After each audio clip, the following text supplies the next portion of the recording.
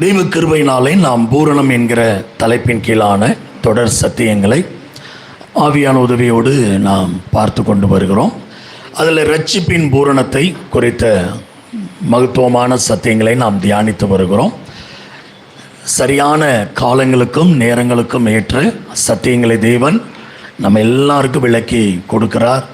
எல்லாருடைய விசுவாசத்தை என்ன செய்கிறார்? அதிகப்படுத்துகிறார். அந்த விசுவாசம் பெரிய காரியங்கள் உங்கள் வாழ்க்கையில் என்ன பண்ண போகிறது? செய்ய போகிறது. அல்லேலூயா. வாசிக்க கேட்கலாம். ரோமர் 8ஆம் அதிகாரம் 29-30 2 வசனங்களை வாசிக்கலாம். தம்முடைய குமாரன் அநேக சகோதரருக்குள்ளே முதற் பேரானவராய் இருக்கும் பொருட்டு தேவன் எவர்களை முன்னறிந்தாரோ அவர்களை தமது குமாரனுடைய சாயலுக்கு ஒப்பாயிருப்பதற்கு முன்குறித்திருக்கிறார். முன்குறித்தாரோ அவர்களை அழைத்தும் இருக்கிறார். எவர்களை அழைத்தாரோ அவர்களை நீதிமான்களும் ஆக்கியிருக்கிறார். எவர்களை நீதிமான்கள் ஆக்கினாரோ அவர்களை மகிமைப்படுத்தியும் இருக்கிறார். ஆமென். ஒரு அற்புதமான ரட்சிப்பின் தங்க சங்கிலி தான் இந்த வசனம். நாம் எப்படி ரட்சிக்கப்பட்டோம் இதை உணரதான் மற்றவங்களுடைய ரட்சிப்புக்காக நாம் பிரயாசப்படுவோம். இப்போ நான் சொல்லிக் கொடுக்குற இந்த ரட்சிப்பின் பூரண சத்தியம் விளங்கலைன்னா ஆத்தும பாரமும் வராது. மற்றவர்களுடைய ரட்சிப்புக்காக நம்ம என்ன செய்ய முடியாது? பிரயாசப்படவும் முடியாது. முதல்ல நாம் எப்படி ரட்சிக்கப்பட்டோம் அதை தான் இந்த சத்தியங்கள்லாம் நம்ம பார்த்துட்டு வரோம். பிதாவாகிய தேவன் உங்களை என்னை முதலாவது முன்னறிந்தார். அல்லேலூயா. இது எவ்வளோ பெரிய ஆசீர்வாதமான காரியம் என்பதை ஆரம்பத்தில் நம்ம பார்த்தோம். பிதாவாகிய தேவன் நம் மீது தனிப்பட்ட அன்பை வைத்தார். நம்மோடு ஒரு தனிப்பட்ட உறவை ஏற்படுத்தினார். அப்போ பிதாவுக்கு நம்மளை குறித்து தெரியுமான்னு கேட்டால் நல்லாவே தெரியும். சிஎம்முக்கு தெரியாமல் இருக்கலாம், பிஎம்முக்கு தெரியாமல் இருக்கலாம். அண்ட சராசரங்களை படைத்த பிதாவுக்கு நம்மை நன்கு தெரியும். அது எவ்வளோ பெரிய மகிழ்ச்சி. அடுத்ததாக அதே பிதாவாகிய தேவன் நம்மை முன்குறித்தார். எதற்காக? தம்முடைய குமாரனுடைய சாயலுக்கு ஒப்பாய் நாம் மாறுவதற்கு, இயேசுவை போல் நாம் மாறுவதற்காக நம்மை பிதா முன்குறித்தார். அப்போ இயேசுவை போல் மாறுவது என்பது அவ்வளோ ஈஸி அல்ல. அதுக்கு தான் நம்ம பல பாடுகள், துன்பங்கள், கண்ணீர்கள், வேதனைகள் வழியாக கடந்து வரும். ஏன்னா இதெல்லாம் கடந்து வரும்போது தான் நம்முடைய சுபாவங்கள் என்ன செய்யும்? மாறி இயேசுவை போல் நாம் வாழ முடியும். அதுக்காக தான் நம்ம வாழ்க்கையில் வரக்கூடிய எல்லா தீமைகளையும் அவர் நன்மையாய் மாற்றுகிறார். அல்லேலூயா. அதனால் எந்த ஒரு பாடு, துன்பம், கஷ்டத்தை கண்டு கலங்காதீங்க. கடவுளுக்கு தெரியாமல் வாழ்க்கையில் வரவே வராது. அவர் அனுமதிக்காமல் வரவே வராது. அது நமக்கு தீமை தான். ஆனால் தேவன் அதை நன்மையாய் மாற்றுவார். எப்பொழுதுமே ஆயத்தமாக இருக்கணும். எது நடந்தாலும். அதனால தான் நான் என்ன சூழ்நிலை வந்தாலும் எனக்குள்ளே இருக்கிற விசுவாசம், தேவன் மேலே இருக்கிற அன்பு எனக்குள்ள ஒரு தைரியத்தை கொடுக்கும். கர்த்தர் பார்த்து கொள்வார். நான் எதை குறித்தும் கலங்க வேண்டிய அவசியம் இல்லை. அடுத்ததாக மூன்றாவது நம்ம பார்க்க ஆரம்பித்தது அழைத்தார். போன வாரத்தில் நம்ம பார்க்க ஆரம்பித்தோம். ஏற்ற காலத்தில் பிதாவாகிய தேவன் உங்களை என்ன பண்ணினார்? அழைத்தார். இந்த அழைப்பு எவ்வளோ முக்கியம் அதை தான் நம்ம இன்னும் கொஞ்சம் ஆழமாக புரிஞ்சுக்கணும். அழைப்பு எவ்வளோ முக்கியம். சாதாரண மனுஷனுடைய அழைப்பே அவ்வளோ ஒரு முக்கியமாக கருதப்படுது. உண்மை தானே? ஒரு மனுஷன் ஃபோன் பண்ணி கூப்பிட்டாலே, இது பாலாஜி முந்தானது கூப்பிட்டாப்புல, நான் ஆஸ்திரேலியாவிலேருந்து ஃபோன் பண்ணுறாப்புலன்னு அட்டன் பண்ணேன். ஏன்னா அங்கே அவ்வளோ தூரத்துலேருந்து கூப்பிட்றாப்புல அப்படின்னு. ஒவ்வொரு காலிங்குமே நம்ம ஃபோனில் வர்றது எவ்வளோ முக்கியம்னு நம்ம என்ன பண்ணுறோம்? உணர்ந்து. சில பேர் இருப்பாங்க ரொம்ப தொந்தரவு பண்ணிக்கிட்டே இருப்பாங்கள்ல, அவங்க கூப்பிட்டா என்ன பண்ணுவோம்? எடுக்கவே மாட்டோம். ஆனால் சிலர் கூப்பிட்ட உடனே கையும் ஓடாது, காலும் ஓடாது, அப்படியே ஃபோனே தடுமாறி கீழே வரும். அப்போ ஒரு சாதாரண ஒரு ஃபோன் சத்தத்துக்கே அந்த முக்கியமான நபர் கூப்பிடும்போதே நமக்குள்ள இவ்வளோ ஒரு சந்தோஷம், இவ்வளோ ஒரு உற்சாகம் வரும்னா பரலோகத்தின் தேவன் நம்மை கூப்பிடுறார். அல்லேலூயா. அந்த சத்தம் எவ்வளோ வல்லமை உள்ளது. போன வாரம் நம்ம பார்த்தோம். அவருடைய அழைப்பு சாதாரணமான அழைப்பு அல்ல. நம்ம ஒவ்வொருவருக்கும் பர்சனல் காலிங், தனிப்பட்ட முறையில் நம்மை அழைத்திருக்கிறார்.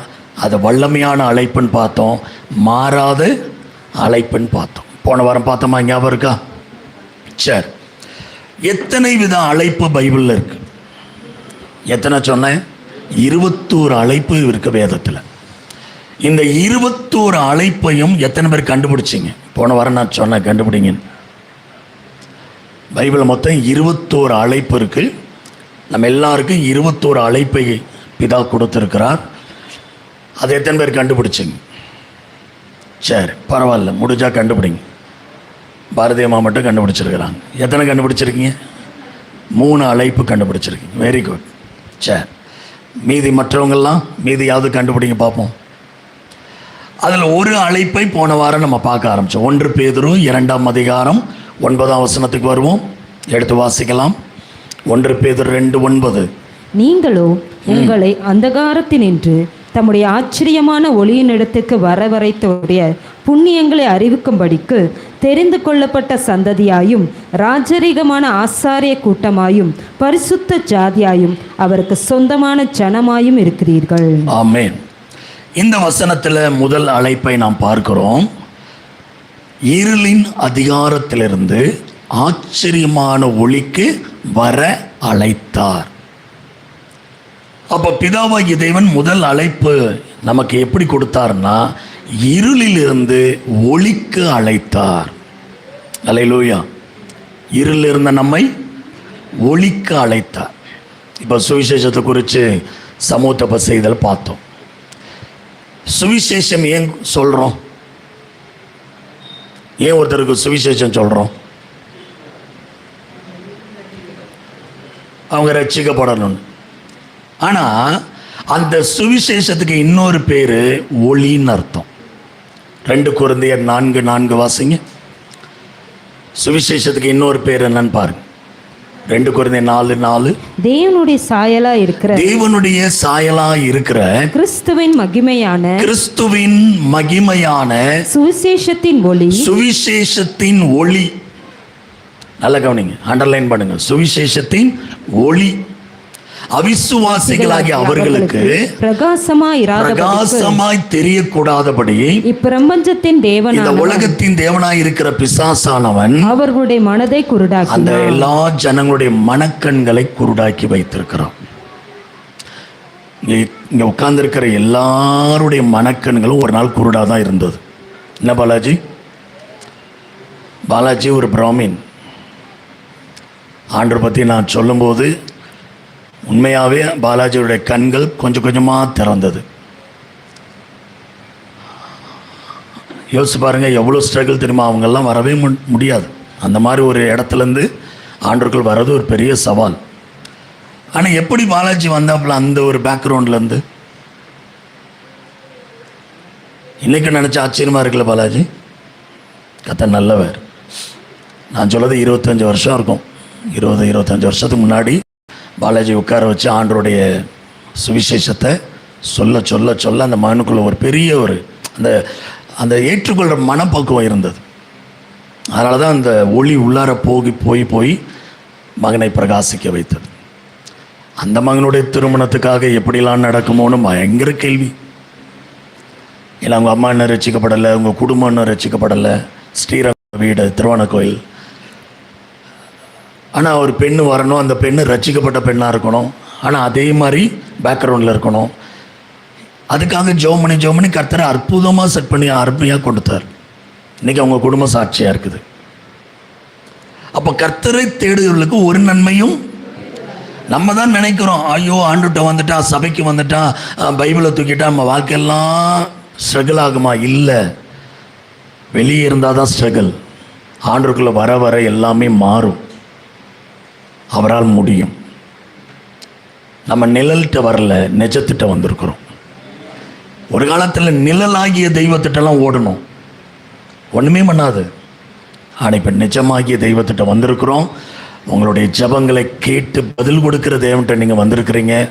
கண்டிப்பாக ஒரு நாள் குறைவு வைக்க மாட்டார். டிலே ஆகுது அப்படின்னா அதில் ஒரு நன்மை இருக்கும். நன்மை இல்லாமல் செய்யவே மாட்டார். நம்ம மூளைக்கு தான் புரியாது. நம்ம என்ன நினைக்கிறோம், எல்லாம் படார்னு நடந்துரும்னு நினைக்கிறோம். கர்ப்பவதி ஒரு பெண்ணு கர்ப்பவதி ஆன உடனே குழந்தை பிறந்தனா நல்லா இருக்குமா? அது குழந்தையாவே இருக்காது. காத்திருந்தால் தானே ஒரு முழுமையான பேபி வரும். அந்த காத்திருக்கிற அனுபவம் தான் நமக்கு வலி, கஷ்டம், வேதனை. ஆனால் இப்போ அற்புதத்தை பார்த்தோன்னே எவ்வளோ மகிழ்ச்சியாக இருக்கு. அப்போ சுவிசேஷத்தின் ஒளியை ஏன் ஆண்டவர் அனுப்புகிறான்னா, ஜனங்கள் எல்லாரும் இருளுக்குள் கிடக்கிறாங்க. நாமும் அப்படி தான் இருளில் இருந்தோம். என்ன பிரிட்டோம்? மணக்கண் திறந்த உடனே பிரகாசம் வந்த உடனே இப்படி இருக்கும் உங்கள் வாழ்க்கை, பிரகாசம் ஆயிடுச்சு. பிரிட்டோட பிடிச்சதே படார்னு தைரியமாக சொல்கிற வார்த்தை தான். நீங்கள் கல்யாணத்திலே பார்த்துருப்பீங்க. நான்லாம் இந்த மாதிரி மாப்பிள்ளை பேசி பார்த்ததில்லை. ஆளில் தான் எப்போவுமே தைரியமாக பேசுவாப்புல, ஆனால் மிஞ்சிட்டாப்புல பிரிட்டோ. நல்லா இருந்துச்சு பிரிட்டோ சாங், செம்மையாக பாடினீங்க. ஆலின் கொடுத்த ட்ரைனிங் என்னத்தில் அதை விட தீவன் கொடுத்த கிருபை. உண்மையாகவே மகிழ்ச்சியான ஒரு தருணம். 2 பேரும் பாடினது. கர்த்தர் நல்லவர். அப்போ இந்த ஒளி இருளுள்ள இடத்துல பிரகாசிக்கும்படி வருகிறது.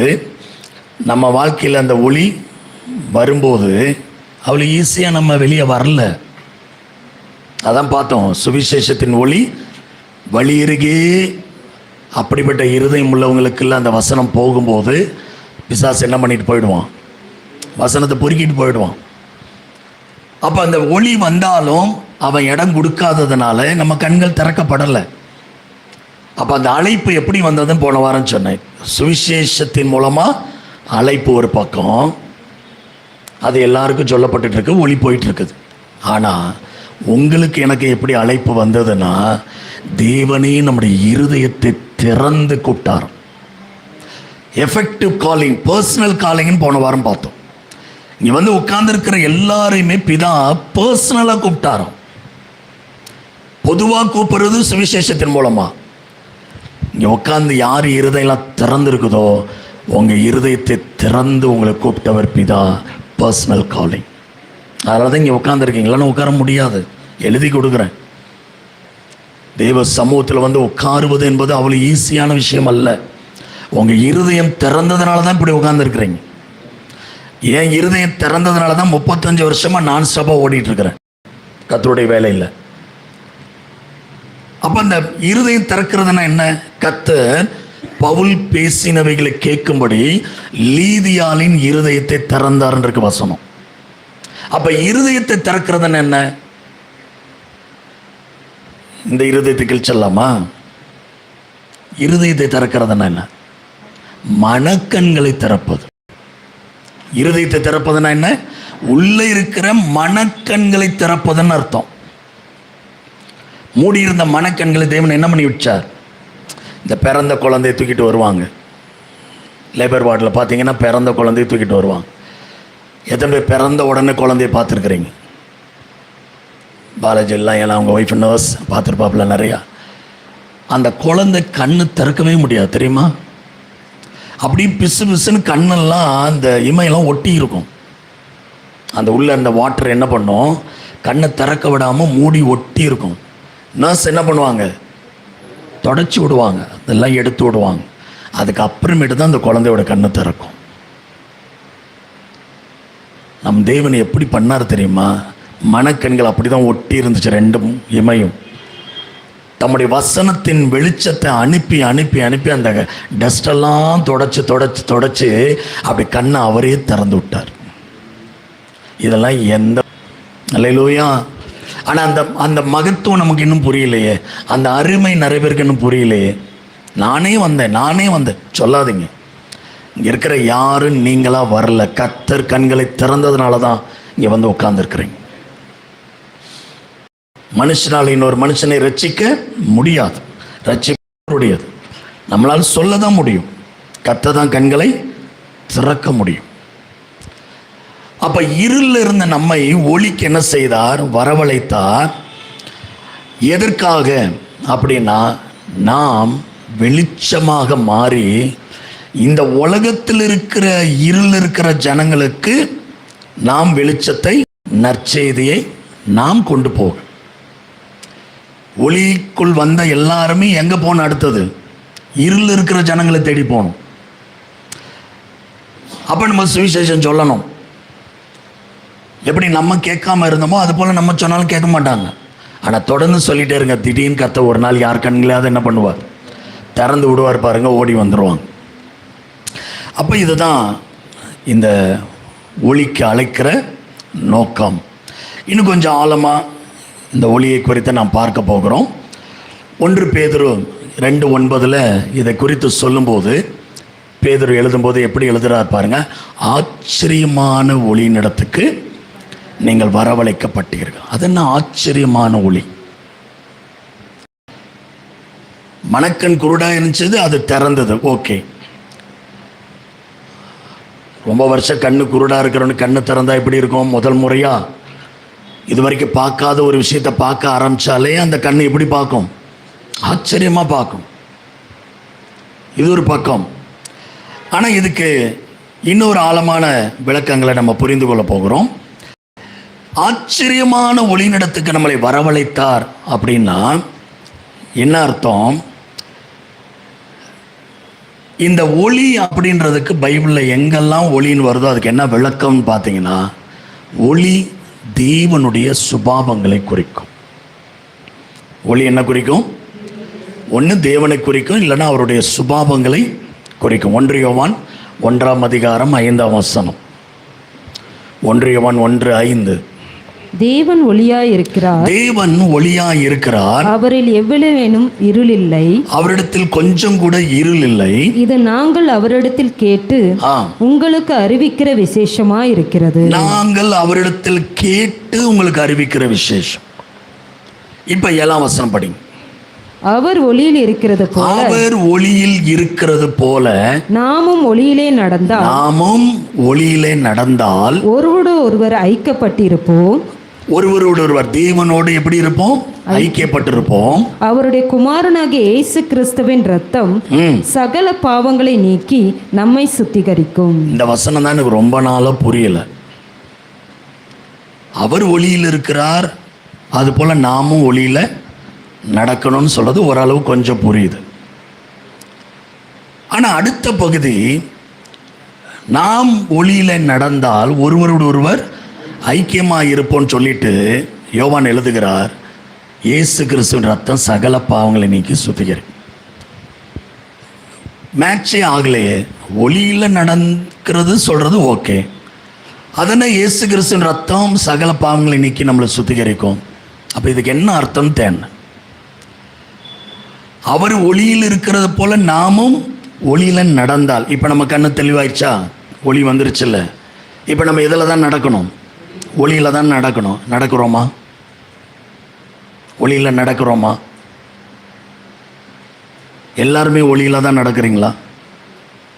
செக் பண்ணீங்கன்னா இல்லைன்னு அர்த்தம். ஒளி வந்துருச்சு, ஒளியில நடக்கல அப்படின்னா என்ன?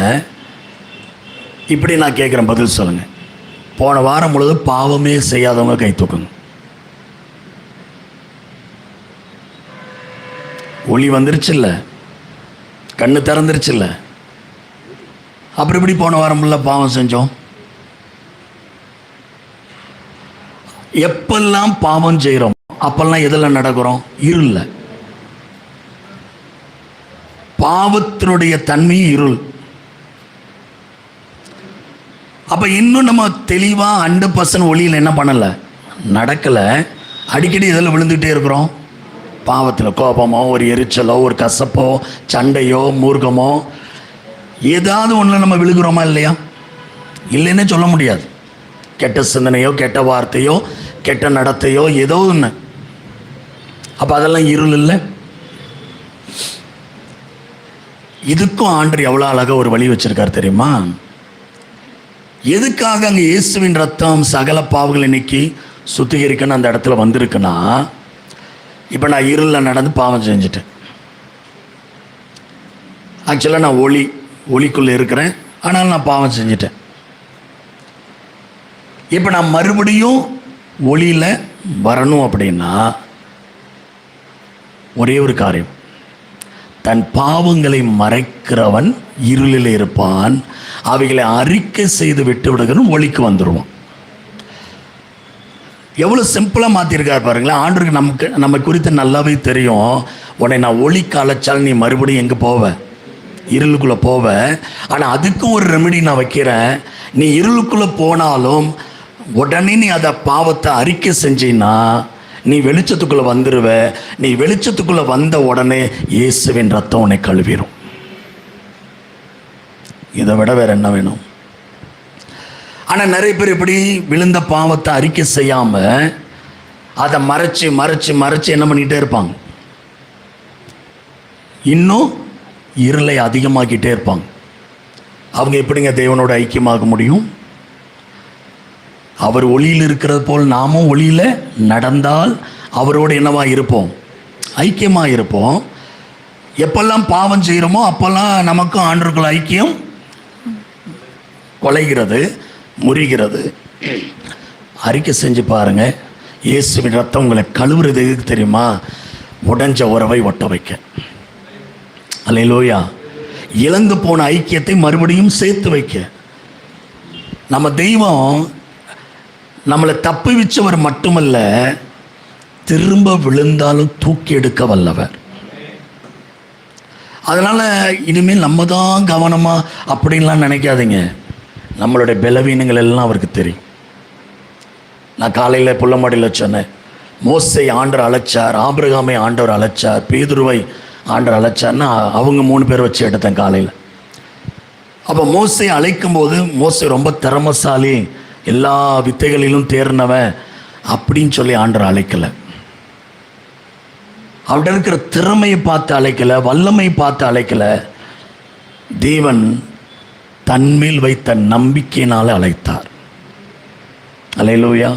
இன்னைக்கு நான் சொல்கிறேன், நம்மளை பார்த்து தேவன் அழைக்கலை, இயேசுவை பார்த்து தான் அழைத்தார். நமக்காக ஒருத்தர் பரிந்து பேசுகிறார்ல பரலோகத்தில், அவர் இருக்கிறதுனால தான் பிதா நம்மை அழைத்தார். எத்தனை முறை நம்ம விழுந்தாலும் இயேசு நமக்காக என்ன பண்ணிட்டு இருக்கிறார்? பரிந்து பேசுகிறார். வாசிங்க 1 யோவான் 2ஆம் அதிகாரம் 1-2 வசனங்கள். 1 யோவான் 2:1-2. என் பிள்ளைகளே, நீங்கள் பாவம் செய்யாதபடிக்கு இவைகளை உங்களுக்கு எழுதுகிறேன். அப்ப பாவம் செய்யுங்கன்னு வேதம் சொல்லல. இந்த வசனத்தை ஏன் படிக்கிறோம்னா, அந்த அன்பை புரிந்து கொண்டு நம்ம என்ன செய்யாமல் இருக்கணும்? பாவம் செய்யாமல் இருக்கும்படி. ஒருவன் பாவம் செய்வானானால் நீதிபரராய் இருக்கிற இயேசு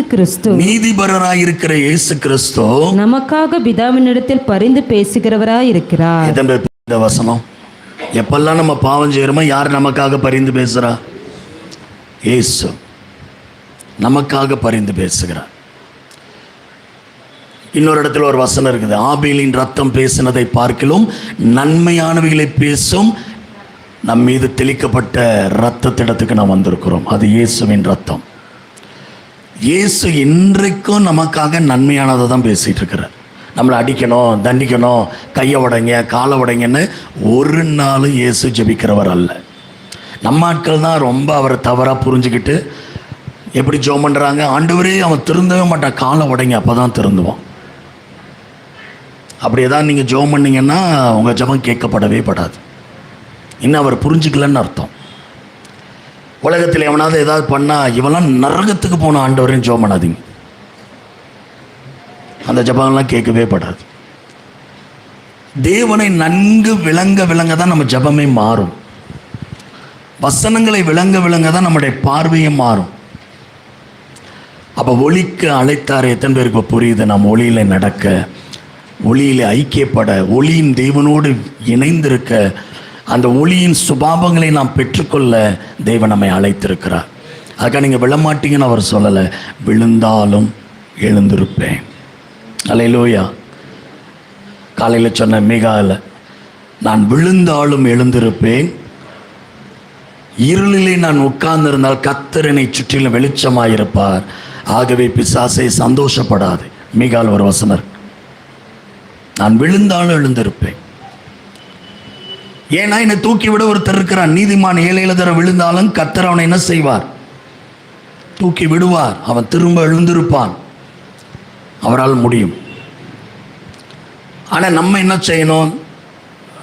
விருப்பப்பட்டு பாவம் செய்யக்கூடாது, அதை வெறுக்கணும். சந்தர்ப்ப சூழ்நிலை சடனாக ஏதோ ஒரு சமயத்தில் நம்ம பலவீனத்தில் இயலாமையில் செஞ்சிருக்கலாம். ஆனால் அதை விரும்பி அதை தேடி போய் செய்கிறத நம்ம என்ன பண்ணியாகணும்? வெறுத்தாகும். கொஞ்சம் கொஞ்சமாக தான் நம்ம பரிசுத்தத்துக்குள் வர முடியும். கொஞ்சம் கொஞ்சமாக தான் வெளிச்சத்தை பூரணப்படுத்த முடியும். பட் சடனாக ஒரே நாளில் பரிசுத்தமான நம்மளால் என்ன பண்ண முடியாது. ஆனால் சத்தியம் உள்ளார போக போக ஒரு தெளிவான மனநிலைக்கு தேவன் நம்மை கொண்டு வருவார். அப்போ இந்த வெளிச்சம், அந்த ஒளி என்பது என்னன்னு பார்த்தோம். தேவனுடைய சுபாவம், தேவனையும் அவரோட சுபாவத்தை இந்த ஒளி குறிக்குதுன்னு பார்த்தோம். அடுத்ததாக இந்த ஒளி என்னத்தெல்லாம் குறிக்கிறது அப்படின்னு சொல்லி நீங்கள் முடிஞ்சால் கண்டுபிடிங்க. 21 காரியங்கள் இருக்குது ஒளிக்கு. ஒளினா தேவன் மட்டுமல்ல, சத்தியத்தை அறிகின்ற அறிவும் ஒளியோடு தொடர்புடையதாக இருக்கு. அறிவாகிய ஒளின்னு 1 Corinthians 2 இருக்கு, போய் கண்டுபிடிங்க. இப்போ நம்ம எங்கே போகிறோம்னா, இந்த இருளில் இருந்து ஒளிக்கு என்ன செய்தாராம்? வர அழைத்தார்னு படித்தோம். 1 Peter 2:9 வர அழைத்தார் அப்படின்னா என்னென்னா, அங்கே 2 வார்த்தை வருது. எக் ஏஸ் அப்படின்னு 2 கிரேக்க வார்த்தை வருது. எக் அப்படின்னா ஈக்கே, எக் அப்படின்னா ஒரு இடத்தை விட்டு முழுமையாக வெளியேறுவதை குறிக்கிறது. வர அழைத்தார், வர அழைத்தார் அப்படின்னா என்ன? ஒரு இடத்தை விட்டு, தப்பான இடத்தை விட்டு நம்ம முழுமையாக என்ன பண்ணணும்? வெளியே வரணும். ஈஸ் அப்படின்னா உள்ளே, இஐஎஸ், ஈஸ் அப்படின்னா உள்ளே. எதுக்குள்ளே அப்படின்னா, நாம் வெளியே வந்துட்டு இப்போ இன்னொரு காரியத்துக்குள்ளே, அதாவது ஒளியின் எல்லைக்குள்ளே நுழைவதை குறிக்கிறது. புரியுதா? ஒளியின் எல்லைக்குள்ளே என்ன பண்ணணும்? நுழையணும். இப்போ இது ஏன் ஆச்சரியமான ஒளின்னு வந்திருக்கிறது அப்படின்றத புரிஞ்சு நாம் முடிப்போம். இந்த ஒளிக்கு ஏன் ஆச்சரியமானதன் பெயர் வந்திருக்குன்னா, இது மனிதனால் உண்டாக்கப்பட்ட ஒளி அல்ல. இது முற்றிலும் எங்கேருந்து வந்தது? தேவன்கிட்டருந்து வந்த ஒளி. அதனால் இது ஆச்சரியமானது. ரெண்டாவது, இதுக்கு ஒரு வல்லமை இருக்குது. என்ன வல்லமைனா, பாவத்தையும் இருளையும் ஒரு நொடியில் விரட்டுற வல்லமை. அல்லேலூயா. இந்த ஆச்சரியமான ஒளிக்கு என்ன வல்லமை இருக்குது? இப்போ இருட்டில் போய் சுவிட்ச் போடுறோம், வெளிச்சம் வந்தோடனே இருள் காண போயிடுதில்ல, இப்படின்றதுக்குள்ளே இருள் ஓடி போயிடுதில்ல. அந்த மாதிரி அந்த ஒளிக்கு வந்த நம்ம வாழ்க்கையில் ரொம்ப வருஷமாக தேங்கி இருக்கிற பாவங்கள், அதனுடைய அடிமைத்தனங்களை நம்மளை விட்டு ஓடி போயிடும். நிச்சயமாக ஒளி நம்மை விடுதலையாகும். அதனால் அது ஆச்சரியமானது. மூணாவது பார்த்தீங்கன்னா, இந்த ஒளியினத்துக்கு வந்தவங்க, இருளிலிருந்து ஒளியினத்துக்கு வந்தவங்க அதனுடைய புண்ணியங்களை பேசிக்கொண்டே இருப்பாங்க. ஒளிக்கு வந்தவங்க எப்போதும் என்ன பண்ணிகிட்டே இருப்பாங்க? இதை வச்சு தான் நீங்கள் ஒளியில் இருக்கிறீங்களா இருளில் இருக்கிறீங்களான்னு பார்க்கலாம். ஆச்சரியமான ஒளிக்கு வர அழைத்தவருடைய புண்ணியங்களை. புண்ணியம்னா என்ன? தேவன் செய்த காரியங்களா? நன்மைகள், தேவன் செய்த நன்மைகள். நிறைய பேர் புண்ணியங்கள்னா நம்ம செய்கிற நன்மைகள் நினைப்பாங்க. நம்ம செய்கிற உதவி, தான தர்மம், இதுதான் புண்ணியங்கள் நினைப்பாங்க. ஆனால் அந்த புண்ணியம் என்ற வார்த்தைக்கு நிறைய அர்த்தங்கள் இருக்குது. சிறப்புன்னு ஒரு அர்த்தம் இருக்குது, மேன்மைன்னு ஒரு அர்த்தம் இருக்குது, வல்லமைன்னு ஒரு அர்த்தம் இருக்குது. புண்ணியங்கள் அப்படின்றதுக்கு பண்டைய காலத்தில் பார்த்திங்கன்னா, கிரேக்க காலத்தில் ஒரு போர் வீரனுடைய வீரத்தை பாராட்டும் போது கூட அரித்தோ அப்படின்னு சொல்லி பாராட்டுவாங்க. இவ்வளோ நல்லா இப்போலாம் இப்போ புரியுற மாதிரி சொன்னால், கிரிக்கெட்டில் யாராவது சூப்பராக விளையாடுறாங்கன்னா அவங்களுக்கு கிரீக்கில் எப்படி சொல்லுவாங்கன்னா அரித்தோ அப்படின்னு சொல்லுவாங்க. இந்த அரித்தோ என்ற வார்த்தை தான் புண்ணியம் அப்படின்னு வந்திருக்கு. புரியலல்ல நமக்கு. தமிழில் புண்ணியன்னு போட்டாலும் நம்ம அர்த்தம் வேறு மாதிரிலாம் யோசிக்கிறோம். ஆனால் அது கிரீக்கில் வேறு அர்த்தத்தில் வருது.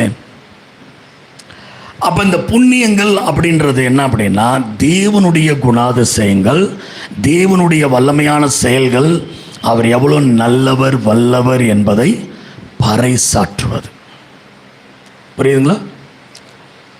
எத்தனை பேர் ஆண்டவருடைய அந்த வல்லமையான செயல்களை ருசி பார்த்துருக்குறீங்க? கர்த்தர் நல்லவர் என்று. உண்மையாவா? அவர் நல்லவர் தான். நம்ம நல்லவங்களா? சொல்லுங்க, அவர் நல்லவர் தான். அவர் நல்லவர் ருசி பார்த்துட்டார். நம்ம நல்லவங்களா? எத்தனை பேர் நம்மளை நல்லவங்கன்னு ருசி பார்க்குறாங்க? கொஞ்சம் கஷ்டமாக இருக்குல்ல? நல்லவங்கன்னு பேர் வாங்குறது ரொம்ப கஷ்டம் இல்லை? இருந்தாலும் ஆண்டவர் நமக்கு கிருபை தருவார். இப்போ இந்த புண்ணியங்களை ஒரு சில காரியங்களை நான் விளக்கி முடிக்கிறேன். இருளிலிருந்து வெளிச்சத்துக்கு அழைத்த தேவன் எதுக்காக நம்ம அழைச்சார், எப்படி அழைச்சார் அப்படின்னா, எல்லாமே அவருடைய பண்புகள் தான் காரணம். சில நேரம் நினைப்பீங்க, என்னையுமா கடவுள் நேசிச்சார் அப்படின்னு ஒரு எண்ணம் உங்களுக்குள் வந்திருக்குமானால் அதுதான் கடவுள். இப்படி மோசமான வாழ்க்கையில் இருந்த என்னையுமா கடவுள் நேசிச்சார், அதுதான் அவருடைய புண்ணியம். அந்த புண்ணியம் என்னன்னு ஒரு 3 மட்டும் சொல்லி நான் முடிக்கிறேன். 1 பேதுரு 2:10. 1 பேதுரு 2:10. முன்னே நீங்கள் தேவனுடைய ஜனங்களா இருக்கவில்லை. அண்டர்லைன் பண்ணுங்க. முன்னே நீங்கள் தேவனுடைய ஜனமாய் இருக்கவில்லை, இப்பொழுது அவருடைய ஜனங்களா இருக்கிறீர்கள். முன்னே நீங்கள் இரக்கம் பெறாதவர்களாய் இருந்தீர்கள், இரக்கம் பெறாதவர்களாய் இருந்தீர்கள், இப்பொழுதோ இரக்கம் பெற்றவர்களாய் இருக்கிறீர்கள். இந்த இரக்கம் தாங்க புண்ணியம். முன்னே நம்ம யாரு? தேவனுடைய ஜனம் அல்ல.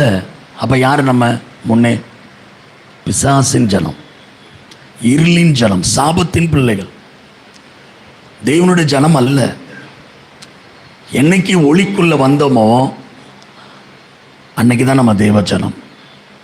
அப்ப இந்த ஒளிக்குள்ள வர்றதுக்கு அவர் என்ன காட்டினார்? இரக்கம். முன்னே நீங்கள் இரக்கம் பெறவில்லை, இப்பொழுதோ இரக்கம். எல்லாமே உங்கள் திறமையினால, உங்களுடைய அறிவினால, உங்களுடைய பலத்தினால நடக்கிறதல்ல. இன்றைக்கும் தேவனுடைய இரக்கத்தினால தான் எல்லாம் ஆகும். அவர் இரக்கம் வைக்கல. பவுல் அழகா சொல்லுவார், இறங்குகிற தேவனாலே எல்லாம் ஆகும்னு எழுதுவார். எனக்கு ரொம்ப பிடிச்ச வசனம். இறங்குகிற தேவனாலே எல்லாம் ஆகும். அதுதான் நம்ம காடுக்கு பேர், ஒரு பேருக்கு ஆங்கிலத்தில் மர்சிஃபுல் காட். ஏன் மர்சின்றதை ஆம்பளைக்கு வைக்க மாட்டுறாங்க, பெண்களுக்கு மட்டும் வைக்கிறாங்க? என்ன ஜெய்? மெர்சி அப்படின்றது ஆண்களுக்கு அந்த பெயரை வைக்காம எல்லா பெண்களுக்கும் அந்த பெயர் வைக்கிறாங்க. மர்சிஃபுல் தெரியலையா? மென்மையா இருக்கிறாங்களா இல்லை இறக்காம இருக்கிறாங்களா? அப்புறம் ஏன் அவங்க போலீஸ் துறையில் பெண் போலீஸ்லாம் அப்படி அடிக்கிறாங்க? அவன்கிட்ட மெர்சியே காணோம்.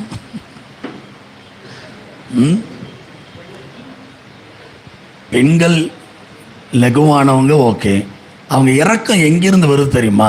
ஒரு பிள்ளையை பெத்தெடுக்கும் போது தாய் தன் பிள்ளைக்கு இறங்காமல், எங்க அந்த இறக்கம் ஆரம்பிக்குது? தன் சொந்த பிள்ளை பெத்தெடுக்கும் போது தான் இறக்கம்னு ஒன்று வருது. அதில் தான் பெண்களோடு அதை இணைக்கிறாங்க. ஆனால் அதே வார்த்தையை கடவுளோடு வேதம் இணைக்கிறது. அப்போ அவரு எப்படிப்பட்டவரா? ஒரு தாய் எப்படி பிள்ளைக்கு இறங்குவாளோ அதே போல தேவனை நமக்கு இறங்குகிறார். அதனால் இரக்கம் இல்லாத கொடூர தேவனை நம்ம ஆராதிக்கல. நம்மளே ஒரு சில அடிபட்டா கஷ்டப்பட்டா ஐயோ ஏதாவது ஒன்று பண்ணால் நல்லா இருக்குமேன்னு நினைக்கிறோம்ல. அப்போ தேவன் சும்மா இருப்பாரா? நம்மகிட்ட திறமை இல்லை, பலன் இல்லை, ஆனால் நினைக்க தான் முடியுது. உடனே காப்பாற்ற முடியல. ஆனால் அவரால் எல்லாம் முடியுமே, ஒரு செகண்டில் காப்பாற்றிடுவார். அப்போ அவருடைய புண்ணியம் எது? இரக்கம். அடுத்தது எபேசு 2:8. எபேசு 2:8. இதெல்லாம் அவருடைய புண்ணியத்தை பாருங்க. கிருபையினாலே விசுவாசத்தை கொண்டு ரட்சிக்கப்பட்டீர்கள், இது உங்களால் உண்டானதல்ல, இது தேவனுடைய ஈவு. கிருபை, அல்லேலூயா. இது உங்களால் உண்டானதல்ல, தேவனுடைய ஈவு. இங்க வர கிருபை தான் புண்ணியம். நம்ம என்ன புண்ணியம் செஞ்சோமோ தெரிலன்றோம்ல. நம்ம ஒன்றும் செய்யலை.